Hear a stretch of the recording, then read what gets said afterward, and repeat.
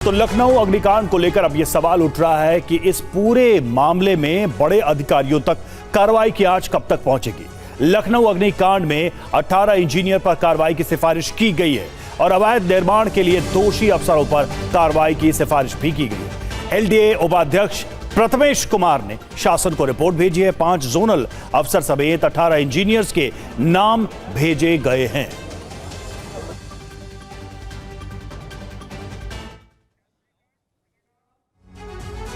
तो लखनऊ में हुए अग्निकांड ने 15 बेगुनाहों की जान ले ली है। आग कैसे लगी और किसकी लापरवाही से इतनी संख्या में मौतें हुई हैं, इन सवालों के जवाब की तलाश तो की जा रही है।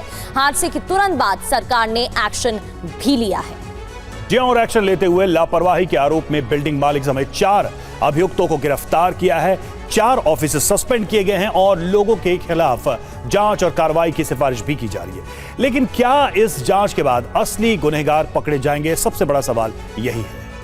और बड़े लोगों के खिलाफ एक्शन होगा या नहीं, या हर बार की तरह इस बार भी कुछ दिन की जांच होगी और कुछ दिन की जांच और चंद छोटे लोगों के खिलाफ एक्शन के बाद धीरे धीरे मामला ठंडे बस्ते में बंद हो जाएगा। रिपोर्ट देखिए। UEM जयपुर एक आदर्श लक्ष्य है। भावी छात्रों के लिए अच्छी नौकरी, भविष्य के लिए तैयार कौशल के साथ अच्छी शिक्षा।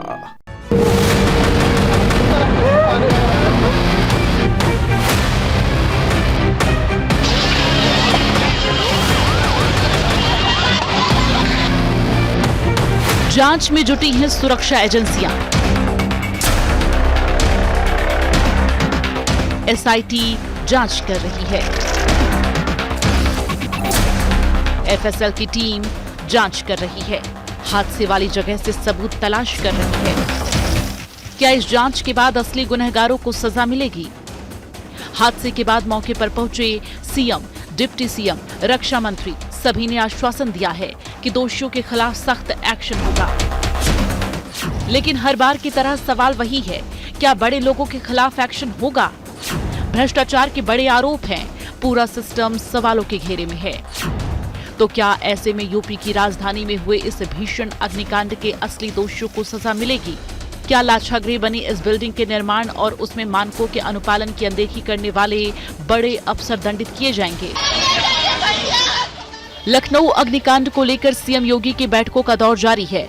उन्होंने इस हादसे के बाद हर जिले में फायर सेफ्टी ऑडिट अभियान चलाने के निर्देश दिए हैं। प्रदेश में कोचिंग, होटलों में पुलिस छापेमारी कर रही है और फायर सेफ्टी के पर्याप्त इंतजाम नहीं होने के कारण कई कोचिंग और होटल सील कर दिए गए हैं।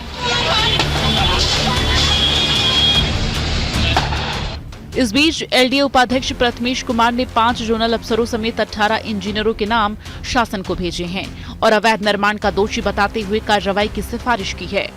इस अग्निकांड मामले में सस्पेंड FSSO कमलेंद्र सिंह ने सीएम योगी को लिखी चिट्ठी और अपने ऊपर अन्यायपूर्ण कार्रवाई की बात कही। उन्होंने हादसे वाली जगह पर फायर ब्रिगेड की टीम देर से पहुंचने के लिए CFO को कसूरवार बताया। हालांकि कुछ देर बाद ही वो अपनी बात से पलट गए।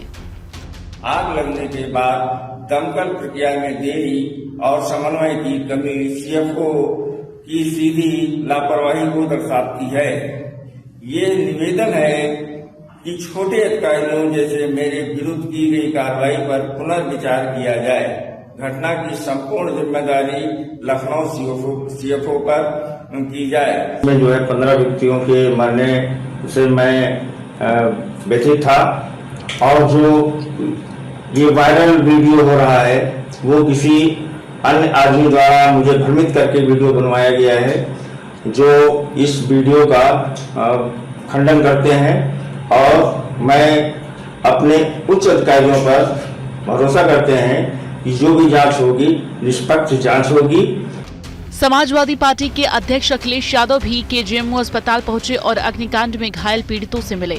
अखिलेश ने इस हादसे के लिए सरकार को कसूरवार बताया है। भ्रष्टाचार सब मानकों से ऊपर है और जब भ्रष्टाचार से सरकार बनेगी तो भ्रष्टाचार करेंगे। इस सरकार में चरम सीमा पर भ्रष्टाचार है।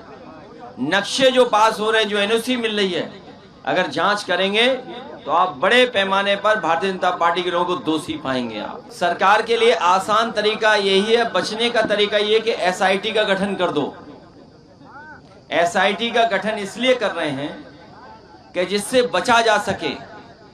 सीसीटीवी ने इनकी पूरी पोल खोल दी, चाहे चंदा को लेकर के चोरी की हो और चाहे चढ़ावा को लेकर के चोरी की हो, पूरी की पूरी सीसीटीवी फुटेज में वो चीजें मौजूद हैं।